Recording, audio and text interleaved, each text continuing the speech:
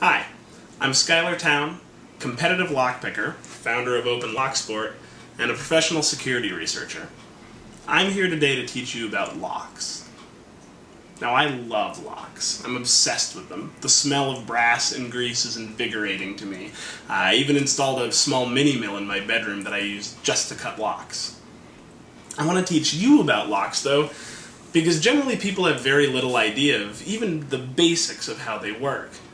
And yet locks are everywhere. They're a huge part of our life. There are few things more ubiquitous in this world than locks.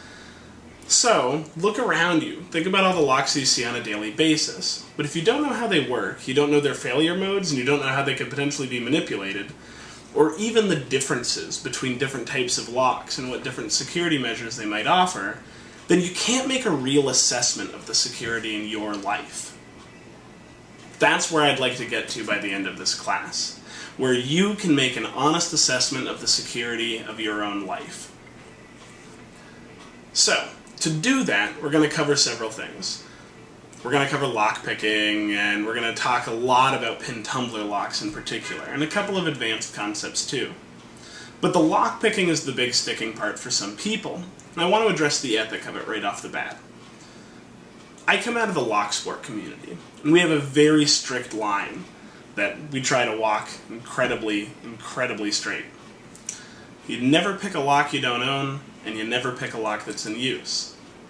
The reason behind the first rule should be obvious. You don't pick a lock you don't own, or that you haven't been given the explicit permission by the owner to pick, because it's not yours.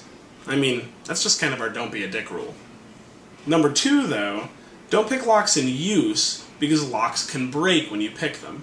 We'll talk about some of the failure modes later on in the course, but the important takeaway here is that once you've learned what I'm going to teach you, it's important that you don't go try to pick the lock on your front door or on anybody else's. So keep that in mind. Now, as to the legality of lockpicking, it's going to be different for anywhere you are in the world. And even in a particular country, it'll be different between the different states of that country.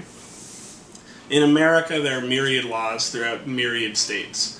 Where I am, there's no problem walking around picking locks. I used to pick in a local park. Used to go down to the bar with my friends, have a drink, pick some locks with them. But there are other places where it's much more restrictive. So please check the local laws where you are to make sure that you're going to be okay to possess tools and to use tools. And generally, as long as you're working through this coursework in the privacy of your own home, and you're working on things there, you should be okay. But definitely check in with your local laws. Lockwiki.com is going to be a good resource for a lot of things, but they also have a primer gathering some basic information about laws in various states and a couple of different countries. Okay, with all of that covered, let's move on.